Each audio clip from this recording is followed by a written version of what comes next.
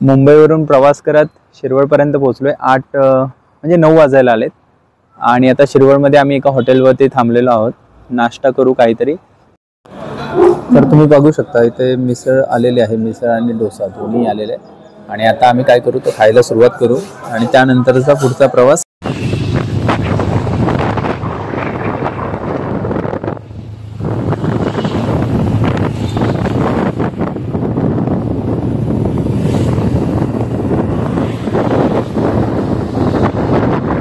गावाला आपल्या घराला येण्याची जी फीलिंग असते ना ती डेफिनेटली खूप खतरनाक असते। म्हणजे मला खूप छान वाटतंय, काय माहिती नाही, पण मन मेंदू एकदम शांत होऊन जातो, छान वाटतं। काय मी आनंद व्यक्त करू म्हणजे इतका आनंद झालाय मला की काय सांगावं मला समजत नाहीये, इतकं छान। गुड मॉर्निंग मित्रांनो, मी तुमचा मराठी कवी विशाल पवार स्वागत करतो एका नवीन व्हिडिओमध्ये। आता आम्ही खरं तर निघालेलो आहे गावाला। पहाटेचे 5:15 वाजलेले आहेत। आता पनवेलमधून आम्ही बाईकवरून गावाला जाणार आहोत। तर एक वेगळा अनुभव असेल, कारण आपण इतर वेळी जनरली बसने किंवा कारने जातो, तर आम्हाला बाईकवरून जायचं होतं। 250 ते 300 किलोमीटरचा साधारणतः प्रवास असेल आणि तो आम्हाला बाईकवरून करायचा आहे। तर पहाटे लवकर निघतोय जेणेकरून उन्हाच्या आत आम्ही घरामध्ये पोहोचू।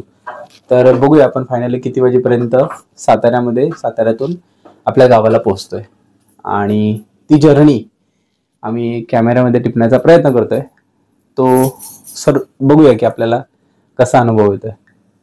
आणि माझ्यासोबत आहे गीतांजली, आम्ही दोघेही चाललोय। तर तो प्रवास आम्ही तुम्हाला दाखवू। भेटूयात प्रवासाच्या पुढील टप्प्यांवरती। बाय। गणपती बाप्पा मोरया।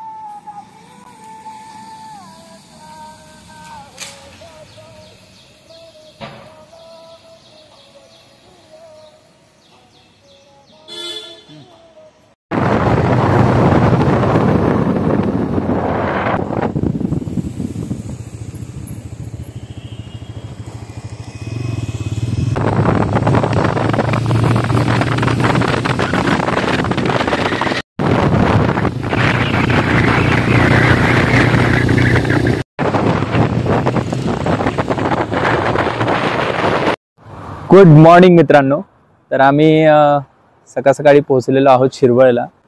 मुंबईवरून प्रवास करत शिरवळपर्यंत पोहोचलोय। 8 म्हणजे 9 वाजायला आलेत आणि आता शिरवळमध्ये आम्ही एका हॉटेलवरती थांबलेलो आहोत। नाश्ता करू काहीतरी आणि मग इथून पुढचा प्रवास साताऱ्यापर्यंत आणि तिथून पुढे गावाला। तर जर्नी अशी होती की हा जो वेळ आहे म्हणजे सकाळी 5:30ला आम्ही घरातून निघालो आणि पुढे जो प्रवास कंटिन्यू करत होतो, कंटाळा आला नाही, काय नाही, वारं एकदम भारी होतं, थंड होतं वातावरण आणि या वातावरणात प्रवास पण एकदम झटपट झाला। तर मला वाटतं की डेफिनेटली जर बाईकने प्रवास करायचा असेल तर ही वेळ अतिशय उत्तम आहे की या वेळेमध्ये तुम्ही काय करू शकता, प्रवास करू शकता। तर आता तुम्ही बघू शकता की आम्ही ऑस्करवाडी या हॉटेलच्या इथे थांबलेलो आहोत आणि आता इथून आम्ही जेवायला गेलेलो आहोत, नाश्ता वगैरे करणार आहोत, बघूया।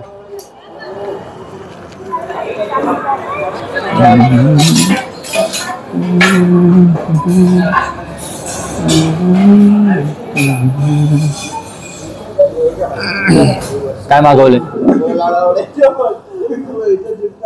काय मागवलंय काय?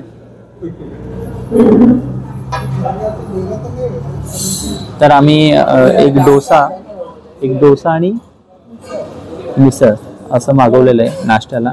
तर आता आम्ही थोड्या वेळात नाश्ता करू। तर तुम्ही बघू शकता इथे मिसळ आलेली आहे, मिसळ आणि डोसा दोन्ही आलेले आहे आणि आता आम्ही काय करू तर खायला सुरुवात करू आणि त्यानंतरचा पुढचा प्रवास साताऱ्यापर्यंत। तर चला भेटूया पुन्हा। आता आम्ही नाश्ता खायला सुरुवात करतो। बाय। गरम कडकवाली चाय। नमस्कार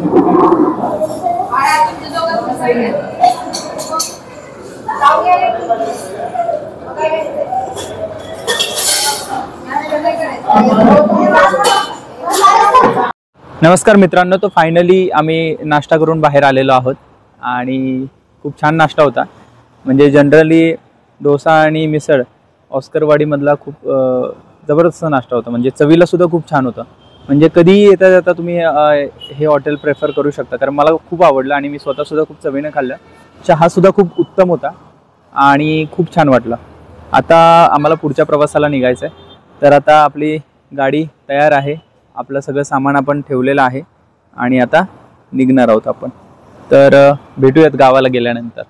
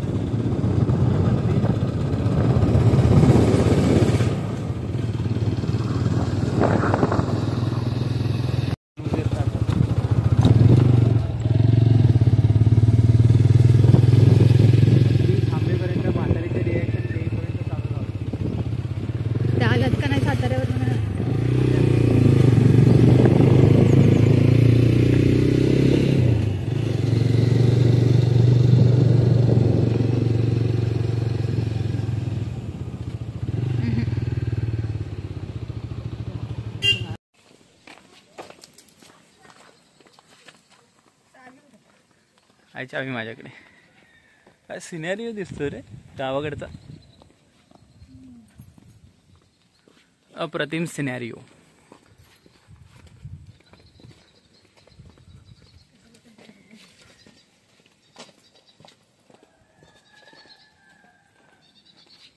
तर फायनली आम्ही घरी पोहोचलेलो आहोत. आमच्या घरी आजी अजून आलेली नाही. आजीला सातारला नेलेलं आहे लहान भावांनी, सातारच्या काकांनी. त्यामुळे आम्ही आमच्या घरी आलेलो आहे. दरवाजा उघडलेला आहे. खूप छान वाटतंय. साफसफाई करायची आहे, पण आम्ही आहे एकच दिवस, तर आम्ही आजचा मुक्काम केला तर आजीकडे करू. साफसफाई काय होऊ शकणार नाही, तर त्यानिमित्ताने फक्त जस्ट आलोय तर बघून जावं. तर तुम्ही बघू शकता, हा आमच्या दारातला आंबा आहे, आंब्याचं झाड आहे. आणि हे इकडं पेरूचं झाड आहे. तर हे जे आंब्याचं झाड आहे हे मी लावलेलं आहे. So I am very proud to खूप छान वाटतं की हे आंब्याचं झाड मी लावलेलं आहे. आणि आमच्या आई नेहमी म्हणायची की अरे कुठं बिया टाकतोयस, त्या का थोडी येणार आहेत आणि जगणार आहेत. पण त्यावेळी मी म्हटलं होतं, ज्याला जगायचं असतं ना तो जगतो. आणि ह्या आंब्यानं प्रूव्ह करून दाखवला, तो जगला. आणि जर इकडे खाली पाहिलं तर ही आमचा सगळा शिवार आहे. या शिवारामध्ये सगळी भात शेती आहे बघा तुम्ही खालीपर्यंत. आणि जर इकडे तर हे पवनचक्क्या आहेत. तर ह्या ज्या पवनचक्क्या आहेत ना, तर या ठिकाणी बघा इथे घाटेवाडी नावाचं गाव आहे. आणि या घाटेवाडीमधून मुलं शाळेसाठी, जी तुम्हाला हायस्कूल शाळा खाली आहे, म्हणजे हा पूर्ण डोंगर उतरून मालुशीमध्ये येणार. इथे मालुशी गाव आहे, या मालुशीमध्ये येणार आणि इथून खाली तिकडे शाळेला जाणार. तर इथे घाटेवाडी आहे. आणि इथून काही अंतर चालत गेलो या इकडच्या पलीकडच्या बाजूला जरा केळेवाडी आहे. तर केळेवाडी, रेडेवाडी इथली सगळी मुलं शाळेसाठी हायस्कूल शाळेवरती यायची. तर इकडे खाली पण बघा, हा पूर्ण भाताचा पट्टा आहे. आमच्या इकडे जर शेती असेल कुठली तर पाण्यावरची शेती फक्त आपण म्हटलं जातं, ज्याला जी पूर्ण भात शेती आहे. हे पूर्ण पवनचक्क्या आहेत. आणि हा जो वरचा भाग आहे इकडे सगळं रानमाळ आहे. इकडे सुद्धा वरती शेती केली जायची. आता हल्ली काय माहिती नाही फारसं, पण तसं प्रमाण कमी झालेलं आहे. आणि हे पाटाचं पाणी आहे.